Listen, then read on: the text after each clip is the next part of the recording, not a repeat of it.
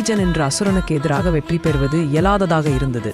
அந்த அசுரனின் ஒரு துளி இரத்தம் பூமியில் விழுந்தால் கூட ஆயிரக்கணக்கான பிரதிகள் தோன்றி அச்சுறுத்தலை இரட்டிப்பாக்கின. சாதாரண இரத்த சேதத்தால் அவனை அழிக்க முடியாது என்பதை தேவி உணர்ந்தாள்.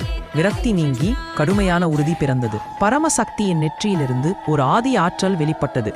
பேரசமூட்டும் ஒளியின் பிழம்பில் அன்னை காளி பிறந்தாள். கருமேகம் போல் கரியவள், புயல் போல் மூர்க்கமானவள், அழிவின் சின்னங்களால் அலங்கரிக்கப்பட்டவள். அவளது வியூகம் உறுதியானது. ஒரு துளி இரத்தம் கூட தரை துகக்கூடாது. காளிமாதா கர்ஜித்து கிளம்பினாள். ரக்தபீஜனின் இரத்தம் முழுவதையும், அவனது பயத்தையும், அசுரக் கூட்டத்தின் உயிர் சக்தியையும் அவள் தன் வாயால் உறிஞ்சினாள். முடிவற்ற பயம் என்ற மாயையை அவள் குடித்தாள். அந்த எதிரி தூசி போல் இல்லாது போகும் வரை. அந்த முழுமையான வெற்றியின் தருணத்தில் பிரபஞ்சம் அதன் உண்மையான ஆற்றலை கண்டது. காளி உங்கள் மறுபிறப்பிற்கான பாதையை துடைக்கும் அழிவின் அன்பை குறிக்கிறாள். அவள்தான் உங்களுக்குள் இருக்கும் உக்கிரமான சக்தி. அந்த சக்தியை நம்புங்கள். ஜெய் மா காளி.